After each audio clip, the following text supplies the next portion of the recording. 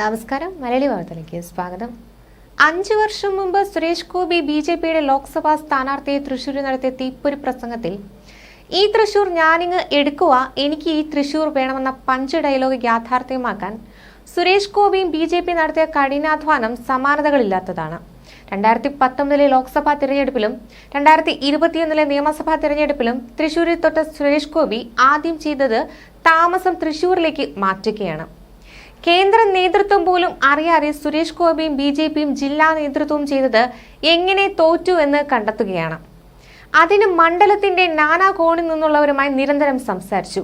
അതോടെ മനസ്സിലായത് പലയിടത്തും ഐക്യരൂപമില്ലാതെ കിടക്കുന്ന പാർട്ടി സംവിധാനത്തെക്കുറിച്ചാണ്. അവിടെയെല്ലാം തിരുത്തലുകൾ നടത്തിക്കൊണ്ടു തുടങ്ങി. താരപ്രഭ മാത്രമല്ല ജയത്തിന് കാരണം. ഏത് ഗോവിന്ദൻ വന്നാലും ഇത്തവണ തൃശൂർ എടുത്തിരിക്കുമെന്ന് സുരേഷ് ഗോപി ആത്മവിശ്വാസം പ്രകടിപ്പിച്ചു. എങ്കിലും അതത്ര എളുപ്പമായിരുന്നില്ല. ഇതിലേക്ക് നയിച്ച ചില പ്രധാന ഘടകങ്ങൾ ഇതൊക്കെയാണ്. 2019 തോൽവിക്ക് ശേഷം തൃശൂരിൽ തന്നെ സുരേഷ് ഗോപി നിറഞ്ഞു നിന്നു. 2021 നിയമസഭാ തിരഞ്ഞെടുപ്പിൽ സ്ഥാനാർത്ഥിയായി മൂന്നാമതായെങ്കിലും വീണ്ടും പ്രവർത്തനങ്ങൾ 10 മടങ്ങ് ശക്തിയോടെ തുടർന്നു. ഈ നൈരന്ത്യം തൃശൂരുമായി സുരേഷ് ഗോപി എന്ന താരത്തെ അടുപ്പിച്ചു. ഇത് ഒരു പ്രധാന ഘടകമാണ്. സാധാരണഗതിയിൽ ജയിച്ചുപോയ സ്ഥാനാർത്ഥി പോലും മണ്ഡലത്തെ തിരിഞ്ഞു നോക്കില്ല എന്ന് പറയുന്നിടത്താണ് തോറ്റുപോയ ഒരു സ്ഥാനാർത്ഥി 5 വർഷം മണ്ഡലത്തിൽ നിറഞ്ഞു നിൽക്കുന്നത്. മണ്ഡലത്തിൽ വെറുതെ സാമൂഹിക പ്രവർത്തനവുമായി നിൽക്കുകയല്ല, അവിടുത്തെ രാഷ്ട്രീയ കാര്യങ്ങളിലും രാഷ്ട്രീയ പ്രശ്നങ്ങളിലും സജീവമായ ഇടപെടൽ നടത്തി. കേരളത്തിൽ പൊതുവെ ബിജെപി നടത്താത്ത തരത്തിൽ രാഷ്ട്രീയ കാര്യങ്ങളിലേക്ക് കൂടുതൽ ഊന്നൽ നൽകി. ഏതാണ്ട് ശക്തമായ പ്രതിപക്ഷമായി മാറി. തീപ്പൊരി ഡയലോഗുകൾ കൊണ്ട് ജനങ്ങളെ ആകർഷിച്ചു നിർത്തി. ആയിരക്കണക്കിന് സാധാരണക്കാരുടെ കോടിക്കണക്കിന് രൂപ കൈമോശം വന്ന കരുവന്നൂർ ബാങ്ക് പ്രശ്നത്തിൽ സുരേഷ് ഗോപി നടത്തിയ ഇടപെടൽ ഒരു ജനകീയ നേതാവിന്റെ പ്രതിച്ഛായയിലേക്ക് അദ്ദേഹത്തെ വളർത്തി. കഴിഞ്ഞ ഗാന്ധി ജയന്തി ദിനത്തിൽ 18 കിലോമീറ്റർ ദൂരം നടന്ന് തളർന്ന സുരേഷ് ഗോപിയുടെ പദയാത്രയെ പദയാത്ര എന്ന് എതിരാളികൾ ട്രോളിയെങ്കിലും അത് ജനഹൃദയങ്ങളിൽ ഉണ്ടാക്കിയ സ്വാധീനം ചെറുതായിരുന്നില്ല. പിന്നീട് പലതവണ അക്കാര്യം ആവർത്തിക്കാനും അതിൽ നടപടി ഉണ്ടാകുമെന്ന് പ്രധാനമന്ത്രി പോലെ ഒരാളെ കൊണ്ട് ഉറപ്പ് പരസ്യമായി കൊടുപ്പിക്കാനും കഴിഞ്ഞു എന്നുള്ളത് വഴി ഒരു ജനകീയ നേതാവാണെന്ന നിലയിലേക്ക് സുരേഷ് ഗോപിയെ അരക്കിട്ടുറപ്പിച്ചു. രാഷ്ട്രീയത്തിൽ ഇറങ്ങുന്നവർ ആരോപണങ്ങൾ കേൾക്കുന്നത് സാധാരണമാണെങ്കിലും സുരേഷ് ഗോപിക്കെതിരായി വന്ന പല ആരോപണങ്ങളിലും വ്യക്തതയില്ലായിരുന്നു എന്നതിൽ അത് വിപരീത ഫലം ഉണ്ടാക്കിയെന്ന് വേണം കരുതാൻ. പ്രധാനമായും ഉണ്ടായ 2 ആരോപണങ്ങളിലും സുരേഷ് ഗോപി തെറ്റുകാരനല്ല എന്ന് വിശ്വസിക്കുന്നവരാണ് ഏറെയും. സുരേഷ് ഗോപിയെ മോശക്കാരനാക്കാൻ വേണ്ടി ചെയ്തതാണ് എന്നൊരു വിശ്വാസം അവിടുത്തെ ഭൂരിപക്ഷത്തിനും ഉണ്ടായി എന്ന ധാരണയാണ് വോട്ടെടുപ്പിൽ പ്രതിഫലിച്ചത്. നേടണം എന്ന ഉറച്ച വിചാരത്തോടെ ബിജെപി സംഘടനാപരമായി തന്നെ 2016 വളരെയധികം കരുതലോടെ തുടങ്ങിയ ഒരു സ്ഥലമാണ് തൃശൂർ ലോക്സഭാ മണ്ഡലം. ഇതിന്റെ പ്രതിഫലനം അവിടെ ഉണ്ടായി എന്ന് വേണം കരുതാൻ. സുരേഷ് ഗോപി എന്ന സ്ഥാനാർത്ഥിയെ വളരെ നേരത്തെ തന്നെ അവതരിപ്പിച്ചു. അതിനുവേണ്ടി എല്ലാ അണിയറ പ്രവർത്തനങ്ങളെയും വളരെ ഗംഭീരമായി ഏകോപിപ്പിച്ചു എന്നുള്ളതാണ് തൃശൂരിലെ സംഘടനാ സംവിധാനത്തിന്റെ പ്രത്യേകത. കേരളത്തിൽ ഇത്തവണ ബിജെപി പ്രചാരണം ആരംഭിച്ചത് തന്നെ തൃശൂരിൽ നിന്നാണ്.